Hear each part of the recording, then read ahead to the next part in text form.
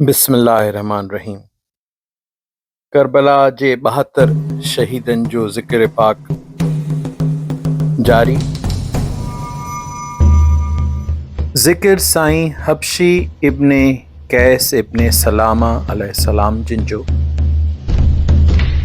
साईं हबशी इब्ने कैस जिन जो इस्म पाकी हबशी आहे। संदन बाबत तारीख़ में घणो तफ़सील मौजूद नाहे। ख़बर इहा पए थी त संदन ॾाॾो साईं बि मौला हुज़ूर पाक सल्लल्लाहु अलैहि व आलिहि वसल्लम जिन जो असहाब सॻोरो हो। कबीलो संदन साईं हबशी इब्ने कैस इब्ने सलामा साईं जिन जो नहम नाले कबीलो आहे ऐं संदन वालिद साहब बि हुज़ूर पाक सल्लल्लाहु अलैहि व आलिहि वसल्लम जिन जो असहाब सॻोरो रहियो रज़ी अल्लाह ताला अन्हु। साईं हबशी जो जीअं त नालो ई हबशी आहे, इन करे तारीख़ में इहो ई मिले थो त साईं बि हबशी नस्ल जा हुआ, जे न तब स्याह फाम त हुआ, जेको साईं जिन जे इस्म मां ख़बर पए थी। ऐं साईं जिन जो कबीलो नहम जेको कबीलो आहे, उन कबीले जा अॼु बि मौजूदा दौर में बि जेके माण्हू मौजूद आहिनि, उहे सॼी दुनिया में ई पखिड़ियल आहिनि, पर उहो कबीलो यमन में बि मिले थो ऐं अक्सर करे उहे माण्हू स्याह फाम आहिनि या उन्हनि में हबशी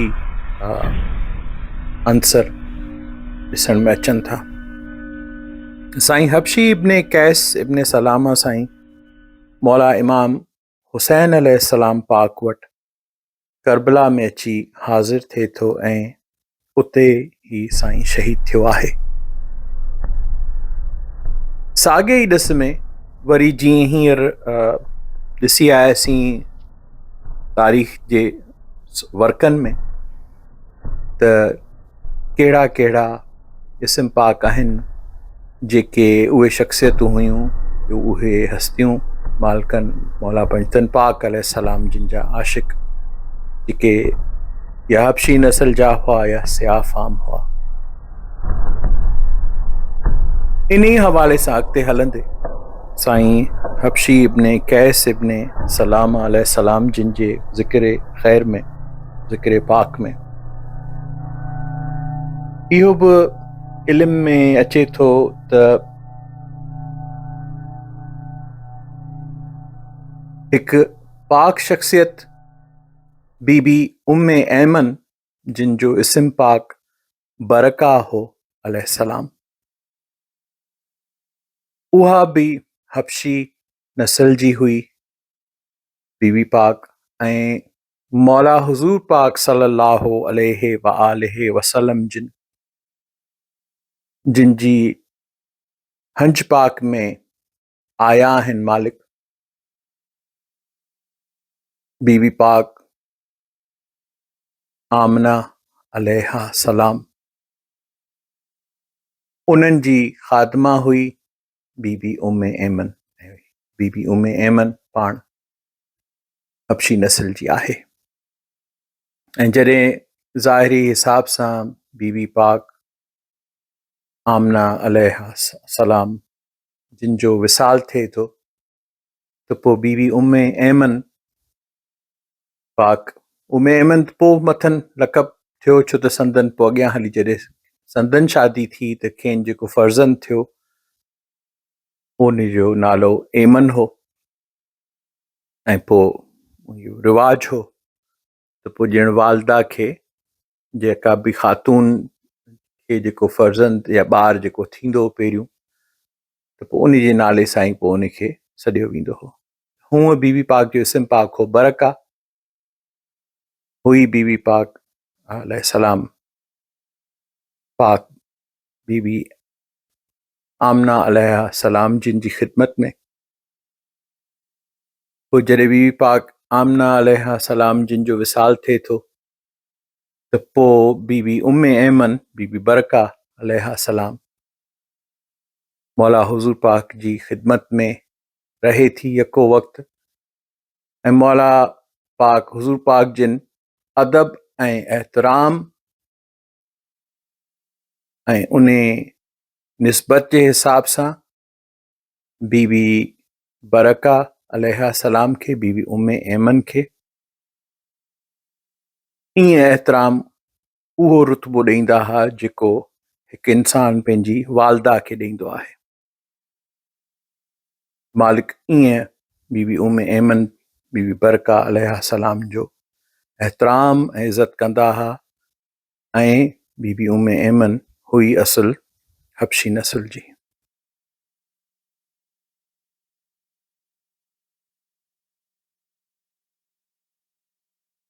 ॿियो इस्म इन ई साॻे सिलसिले में साईं ओसामा बिन ज़ैद जो। साईं ओसामा बिन ज़ैद मौला हुज़ूर पाक जो असाब सॻोरो ऐं यंग असाब सॻोरो मतिलबु नौजवान नंढड़ो ऐं फर्ज़ंद आहे हू साईं जिन जे असाब साईं ज़ैद बिन हारसा जो। सो ओसामा बिन ज़ैद साईं हुज़ूर पाक जी शफ़क़त में ई पलियो वॾो थियो ऐं ही उन्हनि जवाननि मंझां आहे जिन खे मौला हुज़ूर पाक सल्लल्लाहु अलैहि व आलिहि वसल्लम पारां इहो एज़ाज़ बि मिलियो जो खेनि सिपे सालारी करण जी ज़िम्मेदारी मिली इस्लाम जी लश्करनि जी। इन ई सिलसिले में अॻिते वरी इस्म अचे थो साईं साद अल असवद सलामी जो या सुलेमी भी साईं जिन जो तारीख़ में नालो आहे। साईं साद अल असवद, असवद जो माने अरबी लुगत जे हिसाब सां कारो, जीअं ॿुधंदा ई आहियूं हजरा असवद जेको काबतुल्लाह ते ओॾे लॻल आहे कारो पत्थर। सो साईं जिन जो इस्म पाक साद अल असवद अल सुलेमी मालकनि सां गॾु रहिया मौला हुज़ूर पाक सां सल्लल्लाहु अलैहि वसल्लम ऐं साईं साद अल असवद बि शहीद थिया आहिनि मौला हुज़ूर पाक सां गॾु हिकु ग़ज़वे में ही मौजूद हुआ। उन में ई पंहिंजी जान निसार कयूं दीन हक़ तां दीन मोहम्मद पाक सल्लल्लाहु अलैहि वसल्लम तां। साईं बि सियाफ़ाम ऐं हबशी नस्ल जा। वरी इस्म हाण अचे थो मिर्जा साईं जो। मिर्जा बिन सालेह। साईं मिर्जा बिन सालेह मौला हुज़ूर पाक सल्लल्लाहु अलैहि वसल्लम जिन ते अॻुवाट में जेके अॻे शुरूआती जॾहिं ॾुखियाई हुयूं सख़्तियूं हुयूं जबुर हो हुज़ूर पाक खे मञण वारनि ते मालकनि ते कलमू पढ़ण वारनि ते मालकनि सां हुब रखण वारनि ते जंहिंमहिल जबुर जो वक़्तु हो उन दौर जबुर में साईं मिर्जा बिन सालेह मालकनि जो तालिब थियो, मालकनि ते कलमू भरियो ऐं साईं पाण हबशी नस्ल जो हो। ऐं साईं मिर्जा बिन सालेह खे इहो शर्फ़ बि नसीब थियो जो पहिरीं जंग जेका दिफ़ाई जंग जेका थी, जंगूं सभई मालकनि जेके कयूं रुगो दिफ़ाई जी जंग हुयूं, ही जेका पहिरीं जंग आहे ग़ज़वाए बदर जंग बदर, उनमें साईं मिर्जा बिन सालेह शहीद थियो हक़ पारां विढ़ंदे। इन सिलसिले में पंजों इस्म मुबारक आहे सरकार अबू ज़र गफ़ारी अलैहिस्सलाम जिन जो। साईं अबू ज़र जो इस्म पाक आहे जुंदब। अबू ज़र संदन कुनियत आहे। मुकम्मल नालो साईं जिन जो आहे जुंदब बिन जुनादा अल गफ़ारी। साईं अबूज़र गफ़ारी मौला हुज़ूर पाक सल्लल्लाहु अलैहि व आलिहि वसल्लम जिन जे उन्हनि असाबनि मंझां रज़ी अल्लाह ताला अन्हुम उन्हनि मंझां आहे जिन तमामु घणियूं सख़्तियूं सठियूं ॾिठियूं। अॼु जीअं जेको आम इल्मु आहे उनमें सम्झियो वञे थो त इस्लाम मौला पंजतन पाक अलैहिम सलाम जे लाइ क़ाइमु करणु, इस्लाम खे दीन मोहम्मद सल्लल्लाहु अलैहि व आलिहि वसल्लम जिन जे दीन मुबारक खे क़ाइमु करणु शायदि को आसान हो या को सवलो कमु हो, या जॾहिं मालिक मदीने पाक अची विया त उते बि के आसानियूं हुयूं या उहो दौर को सवलो दौर गुज़रियो, ईअं कतई नाहे।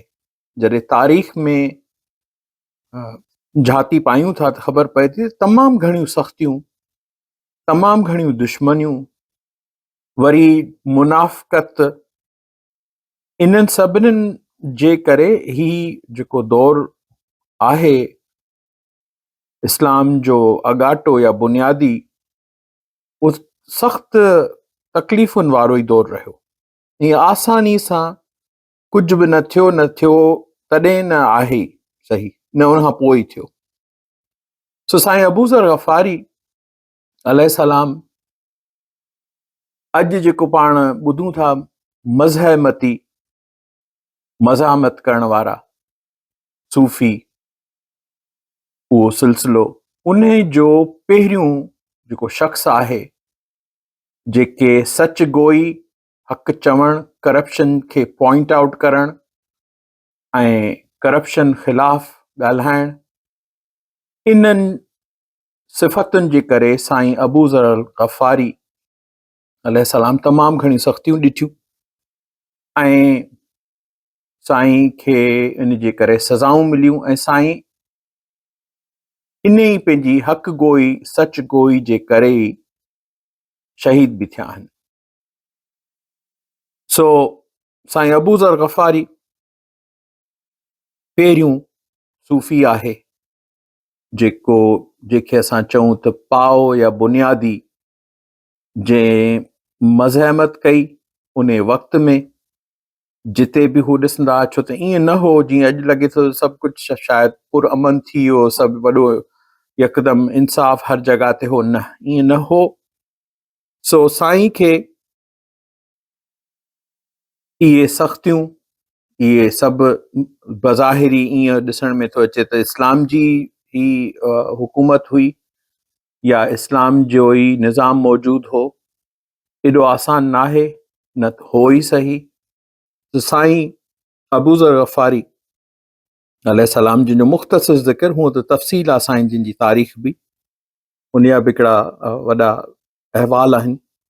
त साईं हबशी कोन हो, पर हो साईं सियाफ़ाम, जंहिंखे पाण चवंदा आहियूं त घाटो सांवरो, इन्हनि जो सॼो क़बीलो जेको आहे उन्हनि जो अहिड़ो रंग हो। ऐं साईं अबूज़र गफ़ारी अलैहिस्सलाम जिन खे मौला हुज़ूर पाक सल्लल्लाहु अलैहि व आलिहि वसल्लम जिन अॻुवाट ई ॾसियो त अबूज़र तूं पंहिंजी सच गोई जे करे तमामु घणियूं तकलीफ़ूं ॾिसंदे ऐं तूं अकेलो ई हूंदे जेॾीमहिल तूं हिन जहान मां वेंदे, ऐं इहो बि मालिकनि आगाही ॾिनी त तुंहिंजो जेको मड़ आहे उन ते नमाज़ पढ़ण वारा हू मुस्लिमीन जो हिकिड़ो काफ़िलो लंघंदो हूंदो, उहे तुंहिंजी तदफ़ीन कंदा। सो साईं अबूज़र गफ़ारी खे बनु उमैया मरवान, साईं टियों ख़लीफ़ो साईं हज़रत उस्मान रज़ी अल्लाह ताला अन्हु जो दौर हो, उन में छो त मरवान जेको आहे वॾो नुक़सानु पुॼायो साईं हज़रत उस्मान जी ख़िलाफ़त खे, साईं हज़रत उस्मान रज़ी अल्लाह ताला अन्हो जूना हा जंहिं महिल पाण ख़लीफ़ा हुआ ऐं ही जेको आहे ही परिणियल हो साईं जिन जी न्याणी सां त ही नाठी हो मरवान। पोइ मरवान जेको आहे इहे इन सॼो माहौल अहिड़ो कयो ख़राब जंहिंजो नतीजो पोइ इहो ई निकितो जो पोइ हज़रत उस्मान रज़ी अल्लाह ताला अन्हो सां बि जेके मुस्लिमीन हुआ उहे सख़्तु नाराज़ थिया ऐं पोइ आख़िर उन्हनि मां जेके बाग़ी थिया उन्हनि साईं हज़रत उस्मान रज़ी अल्लाह ताला अन्हो खे शहीद कयो, क़त्ल कयो। तो मरवान छा कयो जो हिन साईं अबू ज़र गफ़ारी जी या उन जी तबियत हुई, हू जिते बि ॾिसंदो त का ॻाल्हि ग़लति मौला पंचन पाक अलैहिस्सलाम सां मौला हुज़ूर पाक सल्लल्लाहु अलैहि वआलिहि वसल्लम जिन बाबति ॿुधाई पई वञे, का कूड़ी हदीस गढ़े ॿुधाई पई वञे त उते ही उहो पकड़े वठंदो उन ॻाल्हि खे त इहा ॻाल्हि ग़लति आहे, इहा हदीस सही आहे ई कोन।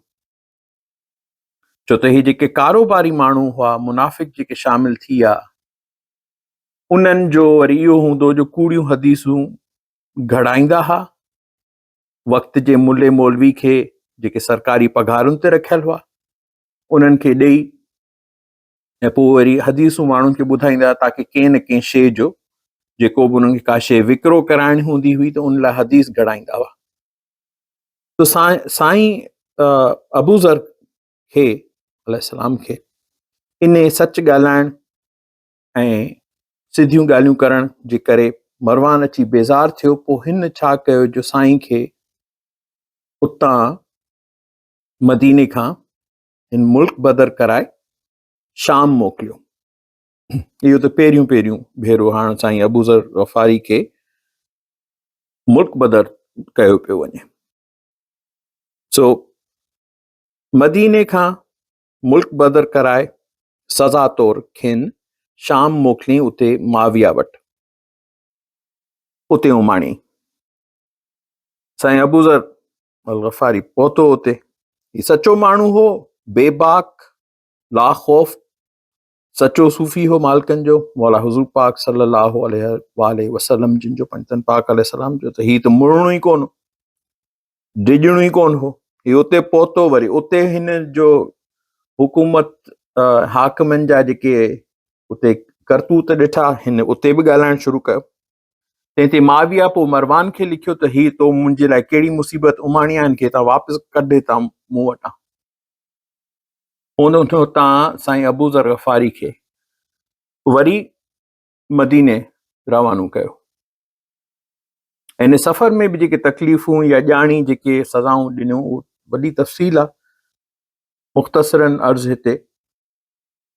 साईं जो मोटी आयो मदीने, साईं अबू ज़र गफ़ारी, साॻी ॻाल्हि त हो मुड़ियो ई न, जिते ॾिसे कुझु। पोइ हाणे हिन भेरे मरवान खे माविया जे पीउ अबू सुफ़ियान उन चयो त हाणे हिन खे मुल्क बदर करीसि, कंहिं ऋण में कढीसि। रबदा जो ऋण आहे, रेगिस्तान आहे उहो,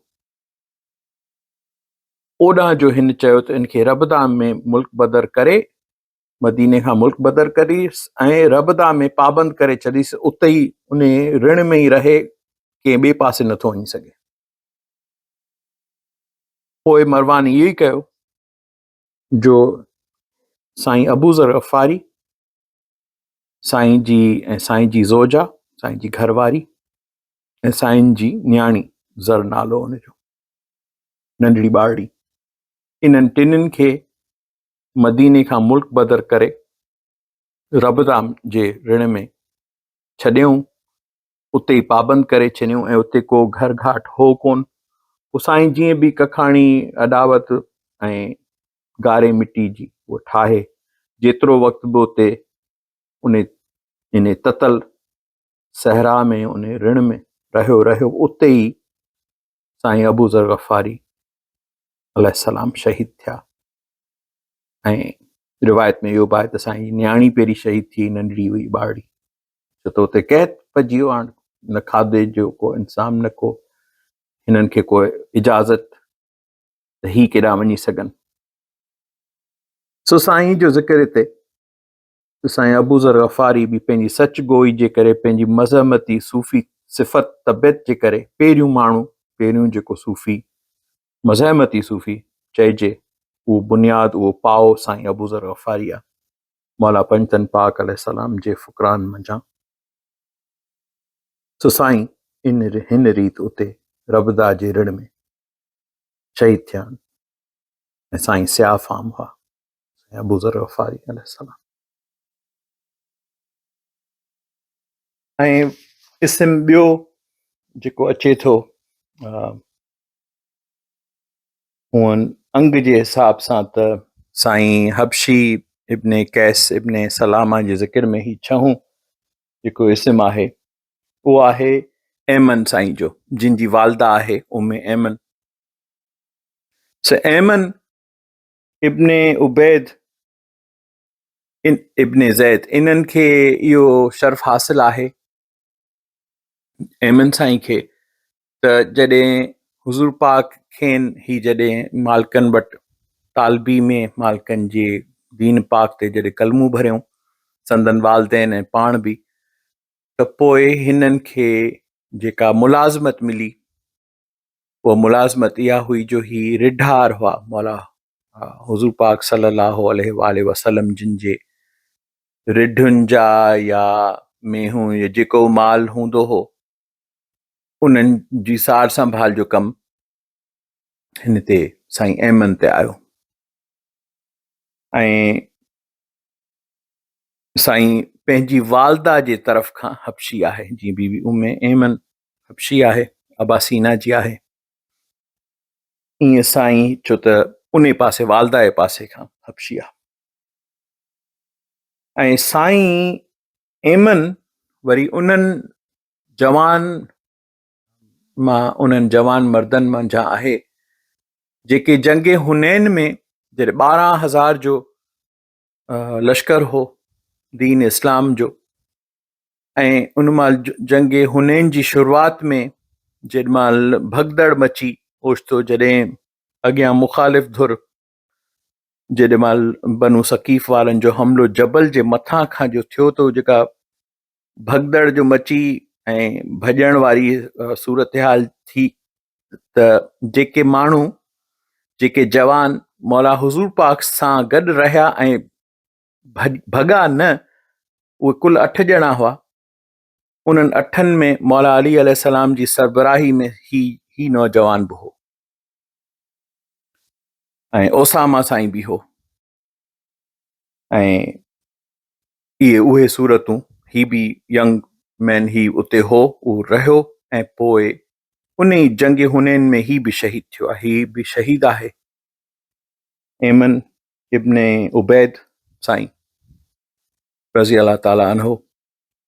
ऐं ही उन्हनि 8 माण्हुनि, उन्हनि 8 मर्दनि मंझां आहे जेके मौला हुज़ूर पाक सां बीठा रहिया, कुझु शहीद थिया हुआ उन महिल मैदान में, उन घट में, उन घेर में, ऐं बाक़ी जेके भॻा लश्कर, हालांकि 12,000 जो बि ख़ैर किसो कोता, उहो बि हिकु अलॻि तारीख़ आहे। त जेके न भॻा उन्हनि में साईं ऐमन इब्ने उबैद रज़ी अल्लाह ताला अन्हो बि शामिल आहे, ऐं ही उन जंग हुनैन में शहीद थियो।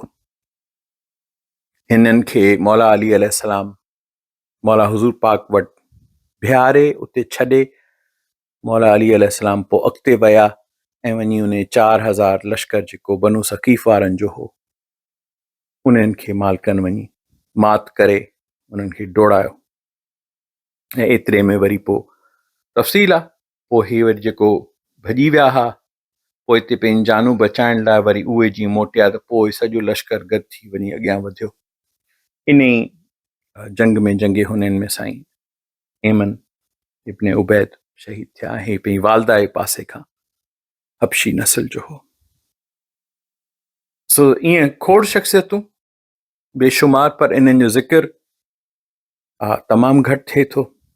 सो साईं हबशी इब्ने कैस इब्ने सलामा अलैहिस्सलाम जेके मौला इमाम हुसैन अलैहिस्सलाम सां गॾु करबला में शहीद थिया आहिनि, उन्हनि जे ज़िक्र में हिननि हस्तनि खे बि यादि कयोसीं। साईं हबशी इब्ने कैस इब्ने सलामा करबला जे 72 शहीदनि मंझि शामिल थिया।